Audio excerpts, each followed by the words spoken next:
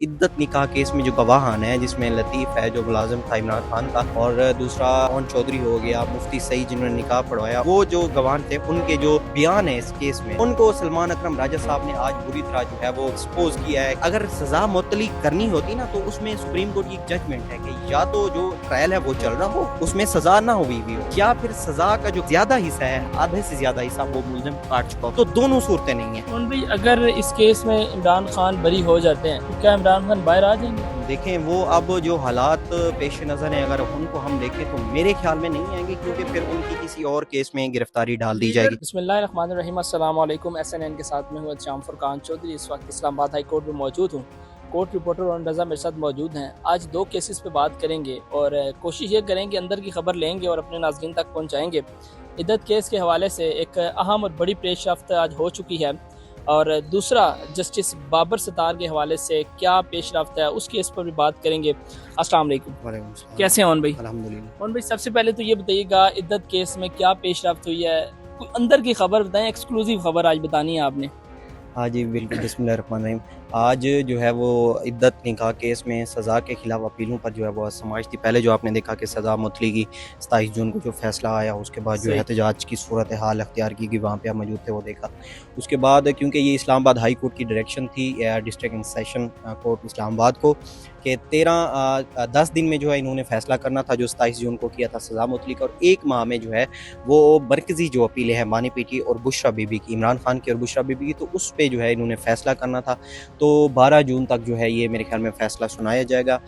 तो आज जो है वो सलमान अकरम राजा साहब अदालत में पेश हुए। जज अफजल मजोकर से उन्होंने जो है केस की समाअत की, और ये आज जो दलाइल दिए गए बड़े वैलिड दलाइल थे सलमान अकरम राजा की जानिब से।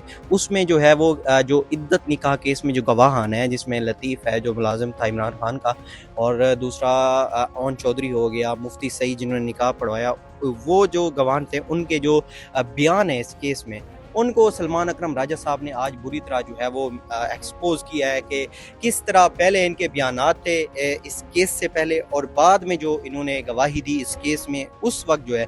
अब मुफ्ती सईद की अगर बात करें, उनका एक बयान है इद्दत निकाह केस से पहले का कि इस केस में अगर और ये अगर कानूनी तौर पर या शरई तौर पर ये कोई केस बनता है तो उसमें जो है औरत की गवाही जो है वो काबिल कबूल समझी जाएगी। अगर औरत कह दे कि उसकी जो है इद्दत पूरी है तो वो पूरी है, वो हतमी है। तो जब यही बयान उनका अदालत में ये जब गवाही दी गई, 342 का बयान रिकॉर्ड किया गया, तो उसमें देखा गया कि मुफ्ती सईद ने वहाँ पे झूठ बोला कि ये मैंने जो बात की थी कि हतमी है, वो मैं अपनी बात कर रहा था कि जो मैं अभी बात कर रहा हूँ बात ख़त्म, इसके बाद मैं नहीं बात करूँगा।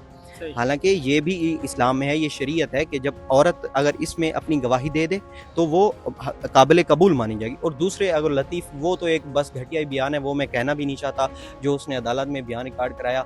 और ये जो चल रहा है ये आज अफजल मजोका साहब ने आज तमाम वकला को, जहद आसिफ चौधरी जो खबर मानका के वकील हैं वो भी अदालत में पेश हुए, तो उनको भी कहा कि 8 जुलाई तक आप तमाम ने, बैरिस्टर सलमान सफदर, सलमान अकरम राजा और जहद आसिफ चौधरी जो खबर मानका के वकील है, इन्होंने अपने दलाइल हर सूरत 8 जुलाई तक महफूज करना है फ़ैसला, और उसके बाद जो है 12 जुलाई तक ये फ़ैसला सुनाया जाएगा। और मुझे जो लगता है, क्योंकि जज साहब, एक चीज़ मैं आपको अंदर की बात बता दूँ, इस चीज़ को लेवल रखा है। अभी PTI वालों ने शदीद तनकीद की अफजल मजोका पे, वो सज़ा मुअत्तली जो उन्होंने फ़ैसला दिया वो बिल्कुल ठीक था।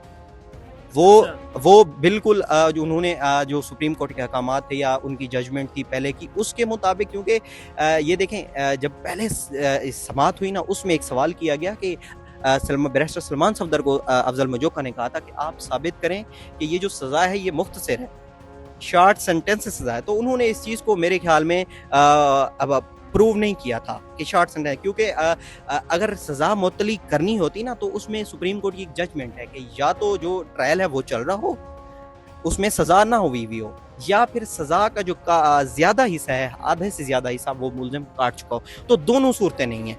अच्छा ओन भाई, अगर इस केस में इमरान खान बरी हो जाते हैं तो क्या इमरान खान बाहर आ जाएंगे?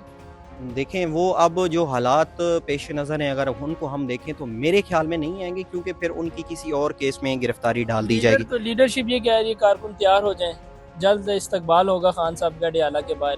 इद्दत केस से अगर वो रहा हो जाते हैं? लेकिन वो हर केस पे ये कहा जाता है, लेकिन आगे भी जो हालात चल रहे हैं, अब नैब की नई इंक्वायरी आई हुई है, तो मेरे ख्याल में उसमें डाल देंगे, या कोई नई 9 मई का जो है वो कोई और केसेस।